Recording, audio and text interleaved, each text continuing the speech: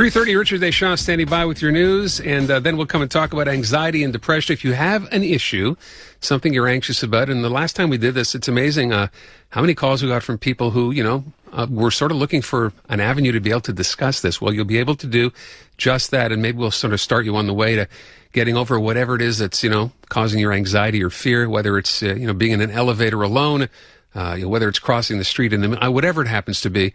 Sandra Reich is going to join me. We'll talk more about that just after the news at 3:30. Anxiety and depression, we talked about this before. Sandra's in today. Sandra, because I'm going to pronounce your name Reich, then I was going to say Reich, but then it's not pronounced either of those two, right? It's Reich. Yeah, so I think from here on in we should spell it phonetically, as in R-E-E-S-H. Okay. That would be easier for a lot of people. Sandra runs the Montreal Anxiety and Depression Clinic, and last time you were here, we got tons of phone calls from people discussing all kinds of things. And I remember sitting here and thinking to myself, really? That's a phobia? All kinds of stuff. We know the regular ones, like, people who are afraid to fly. We talk about people who don't want to get in elevators. But there are lots and lots of different sorts of things that, we don't really think about because I was going to say most of us. It turns out I'm probably wrong. Most of us don't really have these sorts of phobias, but there are a ton of people out there who do. Yes, that's true. So what are we doing today? What do you want to talk about today? Do we want to just open this up to people, or do you want to talk about something? First of all, as a background for folks who didn't hear you before, what do you do at the Montreal Anxiety and Depression Clinic? Well, we really try to help people with anxiety and depression because we know that it's extremely treatable, and a lot of people don't know that. They think it's going to be the way it is in their life. Anxiety, like I said last time, always gets worse when you avoid dealing with it, and always gets better when you deal with it. So we want to get that out of people's lives. It slowly shrinks people's lives because the more they avoid things, the more it generalizes to other things. So that's what we do. We try to take our clients in and empower them, teach them the strategies that will combat the anxiety or depression, and literally have them walk out of there feeling they have their lives back. And where's that cutoff between what's anxiety and what's depression? That's a really good question. So it's interesting because I think I mentioned last time, depression often is considered an anxiety disorder, which a lot of people don't know. So some people really internalize their difficult feelings and some people externalize it. So the panic attack patient can be very, very similar to the person who's really sitting at home sleeping all the time because they're just dealing with it in a different way. Mm-hmm. If stuff is stressful, how do I deal with it? I can avoid it. I can go inward. I can go into sadness, or I can go outward and start having symptoms. Now, last time when I said, if you have an issue you want to call, it's interesting because it's not a matter of calling and then you saying 5 magic words and suddenly their anxiety or depression is gone, but it's about addressing the fact that whatever that depression, whatever that issue they happen to have is, there is a way, as you said before, to actually deal with it. You can't get over it. It doesn't mean it's a life sentence, right? Yeah, and what your callers really appreciated, and they called us and said so, is that it gives them the permission to know that you can empower yourself, that having a symptom in your body is actually your body speaking to you. So if you listen to it, there's a lot that can come out of it. I think I asked you last time as well, some of the more common things, if there's such a thing that you hear from people you encounter in your practice would be what? Well, we talked already about driving phobia, bridge phobias, but I went so far to discuss someone having an eyeball phobia, which was a weird one, right? Because we get weird ones. But I also refresh my memory and everyone else's. What was the eyeball phobia? Okay, so we had somebody who was afraid of anyone touching her eyeball. Her eyeball, okay. And the thing is that she needed to go for a surgery that involved her eyeballs. Okay. And the thing is that any fear you have starts with a moment in time where something happened that caused you to feel very uncomfortable. And then what we do naturally as humans is we avoid that something. Sure. So it could develop on anything. So there's no end to what we hear. Last time we had a call about round objects. You and I were kind of like round objects, but it really can be anything, because if you've had a bad experience doing something, your brain doesn't want to do it again. The problem is the more you don't do it, the worse it gets. Right. So my little girl this weekend didn't want to go up an escalator. She just refused to do it. And so the natural tendency would be to rescue her and take her home and not do it, or lift her up in my arms. Mm-hmm. But that's actually the beginning of her avoiding them more and more. And the problem is escalators are not a big deal, but it will generalize to more things. So you can't do that. So what do you do? What did you do in her case? I took her up and down the escalator. How'd you do that? I mean, did she scream and yell and try to get away from you? No, I talked to her and she didn't want to do it. And I said, Michaela, we're going to do it. I'm going to do it with you and we will be able to get through this. And at first she struggled and then she got through it. And that's empowering. She doesn't have to live with the idea. She's only 7, but she doesn't have to live with the idea that this is dangerous. dangerous, because anxiety also tells us that things are dangerous that are not. It's a false alarm. How did she get this? How did she develop a fear of an escalator, though? Do you have any idea? No. Or is it important to know that? Sometimes it's very important to know, but with a 7-year-old, I suspect that, again, she started to feel, which is the element always with anxiety, of control. She started to feel that perhaps she wasn't in control. Don't we hate being out of control? Right? Okay. But control's a bit of an illusion. We're always out of control. There's no predicting what could happen at any given time. So we have to, again, work with the possibility. I mean, what's the worst that can happen on an escalator? I don't ever really thought about what's the worst that could happen. You end up at the top and you trip on the way off the escalator. It's survivable. You don't die, yeah. Exactly. Same with the elevator phobia we talked about. You know, someone on my staff was talking to me about that after, who has an elevator phobia. And we were talking about, what's the fear? Well, I'll get trapped in an elevator. Well, that would be uncomfortable, but not dangerous. That's the thing. Anxiety is uncomfortable, but not dangerous. And as soon as you can make peace with the fact that things can be uncomfortable, but survivable, you get your freedom back. So it's okay to be uncomfortable once you realize that's the end game. It's not about going worse from that point on. It's just about being uncomfortable. Absolutely. And you do it enough. Is your daughter now in a position, I mean, do you know, to just go on her own or not yet? I don't know, but I know that if I would have left the bookstore and let her off the hook, the next time it would have been double hard. And I know the next time I'll have an easier time getting her to do it. It's like someone falling off a horse. We know that old adage, get back on the horse. Absolutely. All right. If you want to call up, how do we do this now? So you have a phobia, something you've never really addressed before or didn't know was addressable. You can call now, and you're going to try to help through it, Sandra? Yes, and I'll try to help with any kind of anxiety problem, because there's a lot you can do right off the bat. With respect to what you offer beyond what we're going to try to do here now, by the way, the number is 790-0991. Got a phobia, dealing with depression, want to know how to get, some help on this, call now. Sandra will try to help you. Beyond just what we're going to do now, what do they do? What, you have classes that you do for this before people go into private sessions? Well, we have many options. Okay. People need different options. We have individual therapy, which a lot of people like. There's other people from a price point would prefer to work in a group. We have often free talks, and we also have every few months we have a paid talk on a big theme. Now, what do you have coming up now? Well, at the end of August, we have a talk that I'm giving on how to live a purposeful life and tips and strategies to not get caught in some of the traps that block against happiness and peacefulness, because there really are really significant traps that people get into. Okay, now when you're dealing with someone, I mean, through the anxiety and depression clinic on a one-to-one basis, and I think we mentioned this as well, it's not a matter of you walk in on a Monday, you walk in 3 hours later and you're cured, right? Some of these things take some time. They do, but remarkably good news, not that much time. And a little tip that's interesting is men do it faster than women. Get over it faster than women? Yes, they do. Our hypothesis is men don't like being in therapy.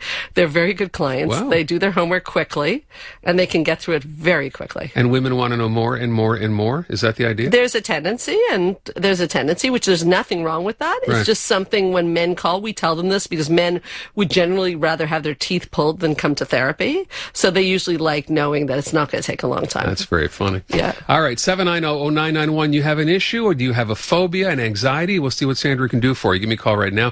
3:50 on a Tuesday afternoon. Aaron Red with you. Sandra Reich is my guest. She runs the Montreal Anxiety and Depression Clinic. We're dealing with anxiety, depression, phobias, whatever you want to call it. Is everything, just as a question overall, is everything treatable?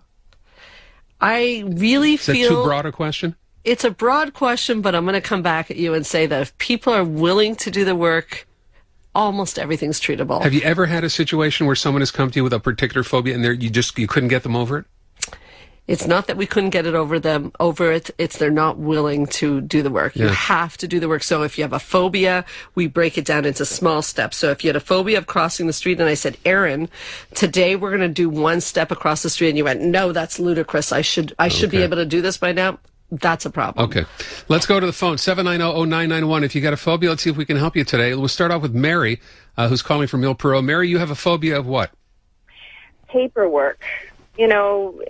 Papers that accumulate on your dining room table and your desk and all this kind of stuff. And then when they just get too big, which doesn't really take too long, it's really hard for me to get to it. And it's kind of like, I don't know if it's procrastination or phobia, but it's just like I get so tired I can barely stay awake. And I just have a heck of a time trying to get through paperwork. I mean, I don't have that for laundry. I don't have that for housework. I don't have that for yard work. But when it comes to paperwork, it's something that I find really illogical, Yeah, and Mary, it makes me angry with myself. you will never ever be invited to my house because you'd faint. Because I have the same. It's not even I don't know what it is. Maybe it is a phobia. You know, it takes like all my willpower to sit down and just do it one day and get it all out of the way finally. Because then you can't find anything. What do you do for something like that? Well, I think it's understandable that people get overwhelmed with paperwork because when you have a lot... Sure, you get swamped. Yeah, exactly. So the thing to do there is to break down your task. It's like you don't want to clean the whole house, you want to clean a part of the house. So if Mary, was it Mary on the phone? Yeah, Mary, yeah. if you were to take that paperwork and agree to spend 10 minutes tomorrow on it, and no more, do not let yourself do more than 10 minutes and say you're going to do a corner of that desk, it will become manageable. Whereas if it's overwhelming, the natural tendency as humans is to avoid. We don't like an overwhelmed feeling. So if you break down the task, that will help enormously. All right, Mary. Okay, good for you. Give it a try. I will, because I don't have problems with other things. I mean, I can have a pile of laundry to fold, and it doesn't overwhelm me. I enjoy it. That would overwhelm me. Thank you for the call, Mary. Let's go to Susan, who has a phobia of, is this right, of chairlift? Yes. Okay, I sort of understand. This is kind of like that whole control thing again, right? Yeah. Okay, so you when you go skiing, I'm guessing you're a skier? Yes, I am. You actually avoid the chairlift?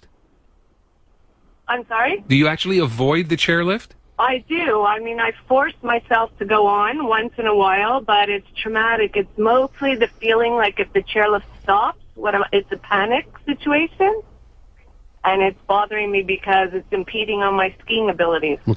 Okay, well, two things that we can help you with right away. First of all, you mentioned you go on it some of the time. That's actually making it harder on you. You have to agree to go on it all the time, because what you're doing is you're facing your fear and then you're stopping, so the fear actually gets fed, so it gets worse. That's number one. Number two, you have to go to the question, what is it that you fear will happen on the chairlift? So what is it? What is the what if? It's that feeling when the chairlift stops and I'm going to get dizzy and I'm going to fall off the chairlift. Okay. So if the chairlift stops, you might feel dizzy. That seems likely. But in fact, when people are anxious, they're more in control, not less in control. So you would probably hold on to the chairlift with more care. Is that true? Yes. Okay. So therefore, the chances of you falling off the chairlift are extraordinarily small. Would you agree? Yes, logically I would agree. Okay, so you take your what if. So you started with what if I get dizzy and fall off the chairlift, and you want to turn it into so what if I get dizzy, which I think we have to stop right there, because dizzy people don't necessarily fall off a chairlift. You still have a bar in front of you. So the question is, so what if you get dizzy? Is that manageable? Uncomfortable. It doesn't feel like it's manageable. It's uncomfortable. You won't like it. We could teach you some strategies, some breathing strategies to relax your body. But to be fair, getting dizzy is not a sign that you're in danger. It's a sign that you're getting dizzy. Your sympathetic nervous system is getting a false alarm that you're in danger, but you're not in danger.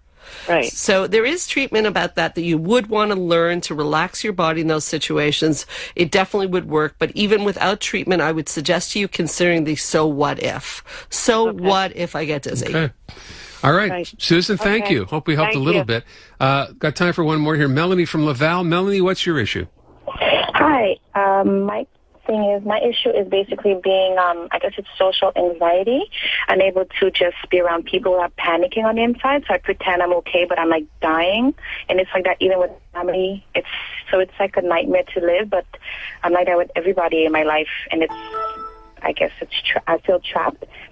And it's just, I guess, afraid of being assertive. I don't know what it is.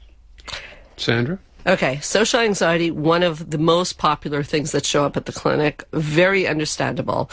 We know that social anxiety is often linked to very critical parents with high standards. So as kids, we grow up, our parents are kind of like, that's good, but it could have been better. So we become very hypervigilant about how people are thinking about us. So that's to understand that helps. And then what we need to do is understand a concept that's kind of good news and kind of shocking, is that people are not really too concerned about us. It's almost a little shocking how little they care about us. They're very in their own world. So we have to challenge that thought that people are judging everything you do. It is a tougher one, but definitely one in small steps we can show you that without a doubt that you can survive these situations. Are you avoiding situations?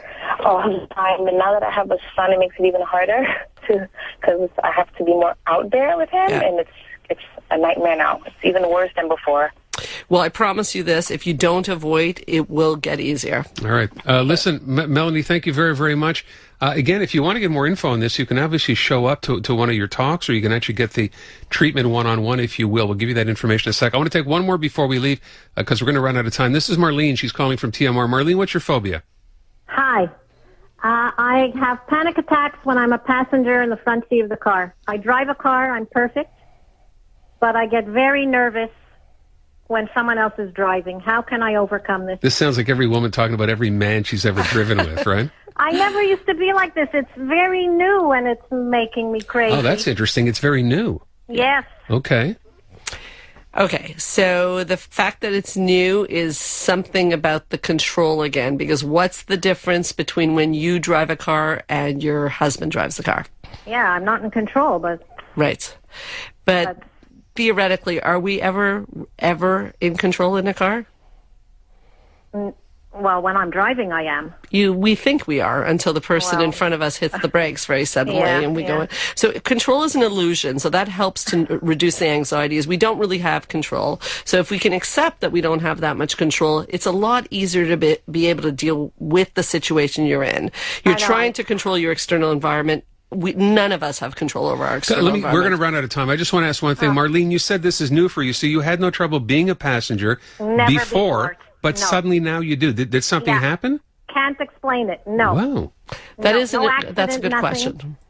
But I anyhow. All right. Well, listen. What can again, I do? I put myself in that position all the time. I get into that car with other drivers all the time. So it's just with your husband? Oh, it's my husband. It's anybody. It's anybody, not her. Yeah. Marlene, thank you for the call. Let's give people an idea of where they can go. If you want to get more information on this, we just touched on a couple. We don't have time. What's the best deal? Where do they get a hold of you? Okay. The website is helpforanxietydepression.com. Our phone number is 514-777-4530. Email is info@helpforanxietydepression.com. Any of those places can be fine to reach us. We have an anxiety group starting soon. We have talks. We have free talks. We have all sorts of things. When's your next free talk coming up? In September. Okay. And if they want to get more, they go to the website? Absolutely. It's all there. Helpforanxietydepression.com. Yes. All right. I took the end at this time. Sandra, thank you for coming in. We're going to do this again. We're going to come back in another couple of weeks and try to help some more people out if we can. Thanks for coming again. Sounds good. All right. Sandra Reich from the Montreal Anxiety and Depression Clinic.